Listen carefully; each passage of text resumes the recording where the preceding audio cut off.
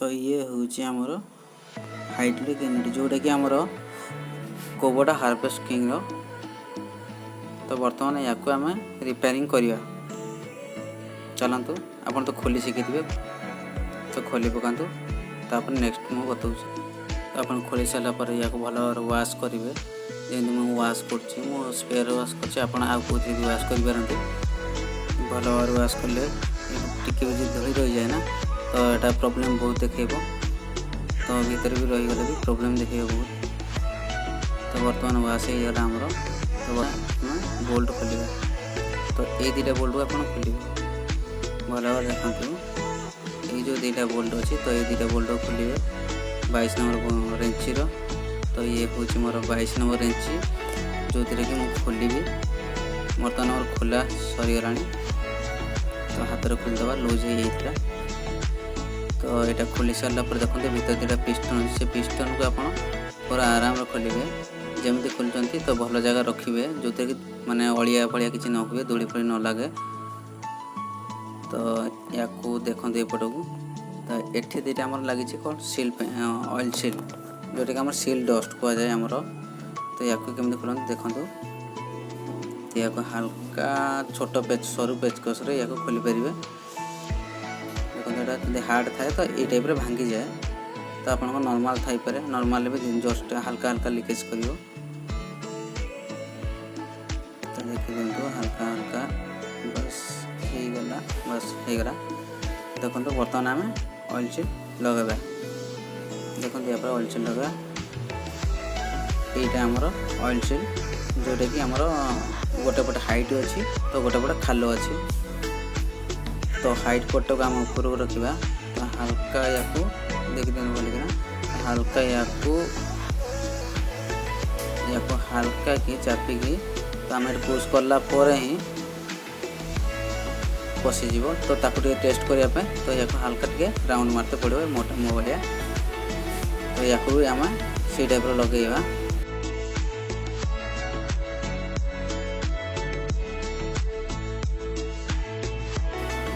बर्तमान आम oil seal लगी जाए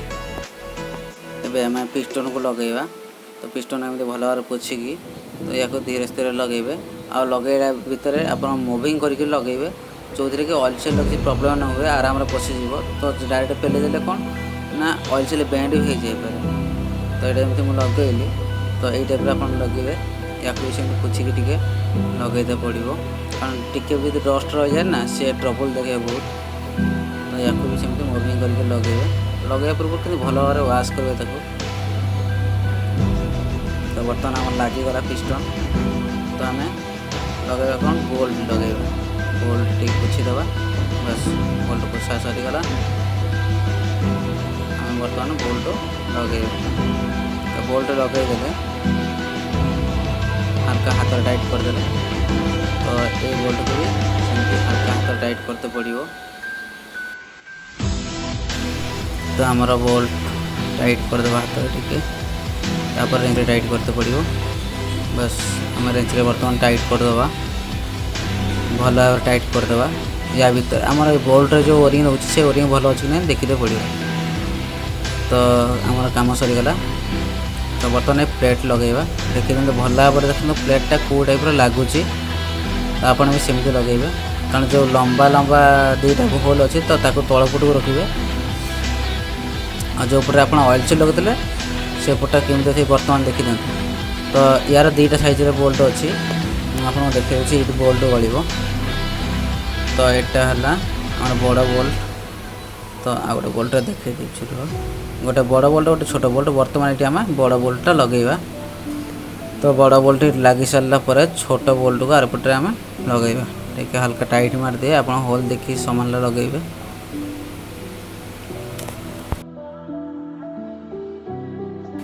बर्तमान यपटे लगेदे आम छोट बोल्ट तो छोट बोल्ट आम लगे सारापर भल भाव टाइट मारदे तापर देखते ये जो ओरिंग देखूँ आम गाड़ी जोटा लगिक अच्छी तो या ओरिंग चेंज करते पड़ो तो केमी चेंज करेंगे से तो आप जापर छोट जिनस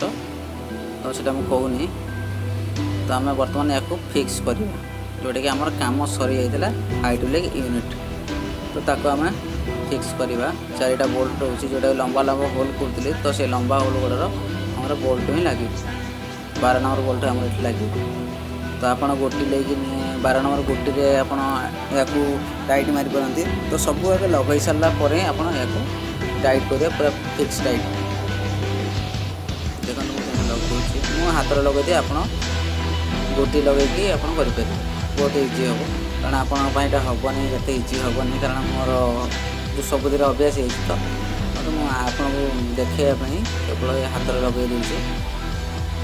तो या जो टाइट मिले तो गोटी नहीं मुझे टाइट करते पड़े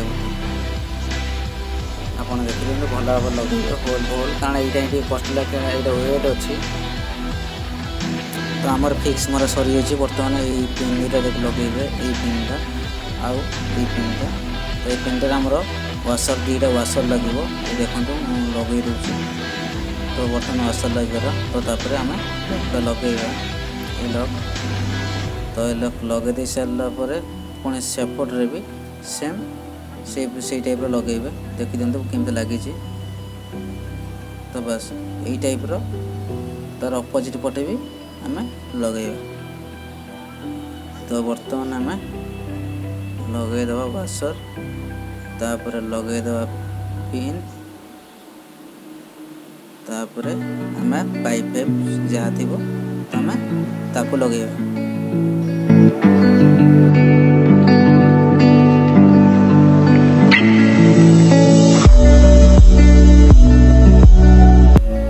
देखिपे लगा सरी